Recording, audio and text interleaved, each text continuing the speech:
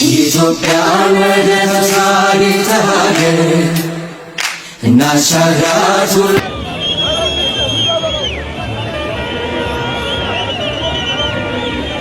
የማዕከላዊ ኢትዮጵያ ክልል ርዕሰ መስተዳድር ዶክተር እንዳሻው ጣሰው እንደገለጹት ያለፉት 8 የለውጥ ዓመታት ኢትዮጵያ በፈጠራና በፍጥነት ታግዛ ወደ ማንሰራራት ከፍታ የመጣችበት ነው። በወርሃ መጋቢት 2010 ላይ የተጀመረው አዲስ የለውጥ እርምጃ ልዩ ልዩ ስብራቶችን በማከም አዳዲስ ውጤቶች እንዲመዘገቡ አስችሏል። አገራችን ኢትዮጵያ ወደ ማንሰራራት አድማስ ከፍ እንድትል መደላድል ፈጥሯል። በክቡር ጠቅላይ ሚኒስትር ዶክተር አብይ አህመድ አርቆ የማሰብና አልቆ የመስራት በሀገር በቀል ሐሳብ አገራዊና ከባቢያዊ ጸጋዎችን በማስተዋልና በልማት ሀገርን የማሻገር የመሪነት ጥበብ የተመራው የ8 ዓመት ለውጥ ጉዞ በሁሉም መስክ አዳዲስ እይታዎችን በመተለም ስብራቶችን በማከም ኢትዮጵያን ወደ ከፍታ ማማ እያራመደ ይገኛል። ብልጽግና ፓርቲ እነዚህን ስኬቶች በላቀ ደረጃ አጠናክሮ ለማስቀጠል አዳዲስ ስኬቶችን ለማስመዝገብ ብሎም ኢትዮጵያን የማንሰራራት ዘመን ወደ ላቀ ምዕራፍ ለማሸጋገር የሚያስችለው በለውጥ ሐሳቦች የዳበረ ድንቅ የምርጫ ማኒፌስቶ ለ7ኛው ሀገራዊ ምርጫ ውድድር ይዞ ቀርቧል። በፖለቲካዊ፣ በማህበራዊ፣ በኢኮኖሚያዊና በዲፕሎማሲ መስኮች ኢትዮጵያን ወደ አዲስ ምዕራፍ የሚያሸጋግሩ ታላላቅ የሪፎርም እርምጃዎች መወሰዳቸው አመላክተዋል። በማህበራዊ ዘርፎች አዳዲስ ውጤቶች ተመዝግበዋል።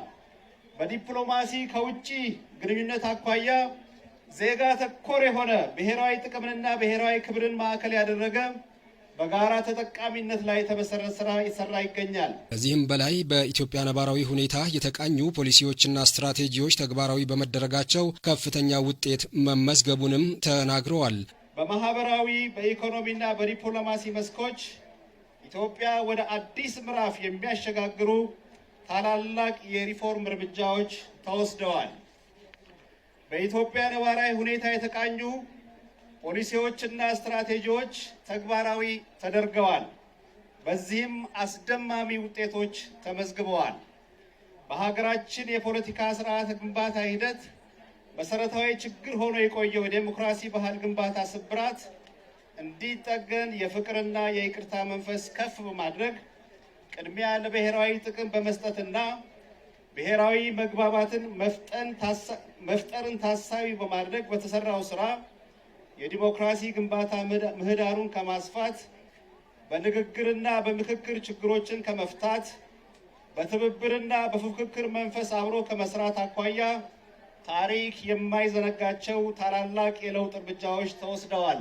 በሀገሪቷ የፖለቲካ ስርዓት ግንባታ ሂደት መሰረታዊ ችግር ሆኖ የቆየው የዲሞክራሲ ባህል ግንባታ ስብራት እንዲጠገን የፍቅርና የይቅርታ መንፈስ ከፍ በማድረግ የዲሞክራሲ ግንባታ ምህዳሩ ማስፋት መቻሉንም ጠቁመዋል። ዶክተር እንዳሻው በፖለቲካው መስክ አጋርና ዋና በሚል በአንድ የፖለቲካ ፓርቲ ውስጥ ይታይ የነበረው አንዱን አግላይ አንዱን የበላይ ያደርግ የነበረው የዳርና የመሃል ፖለቲካ ተዋናይነት እንዲቀለበስ ተደርጓል።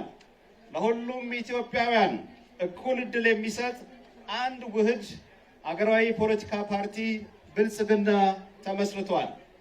እውነተኛ ፌዴራሊዝም ስርዓትን እውን ለማድረግ በተፈጠረው እድል ራስን በራስ ማስተዳደር ማዕቀፍ የተደነገጉ መብቶችን ያለ ጣልቃ ገብነት ተግባራዊ እንዲደረጉ ምቹ ሁኔታ ተፈጥሯል። የማዕከላዊ ኢትዮጵያ ክልል የብልጽግና ተምሳሌት ለማድረግ ዘርፈ ብዙ ተግባራት እየተከናወኑ ናቸው። መጠነ ሰፊ ውጤቶችም ተመዝግበዋል።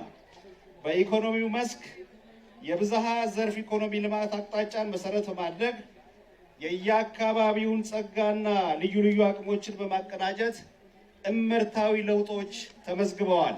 በመሆኑም ብልጽግና ፓርቲ ኢትዮጵያ የጀመረችውን የማንሰራራት የከፍታ ጉዞ ዳር ለማድረስ እየሰራ መሆኑን በመግለጽ ለዚህም ሁሉም ዜጋ ከብልጽግና ፓርቲ ጎን እንዲቆም ርዕሰ መስተዳደሩ ጥሪያቸውን አስተላልፈዋል። ኢትዮጵያ የጀመረችውን የማንሰራራት የከፍታ ጉዞ ዳር ለማድረስ የዜግነት ኃላፊነትን መወጣት መሆኑን በመገንዘብ ብልጽግናን ፓርቲ እንድትመርጡ በአክብሮት እጠይቃለሁ።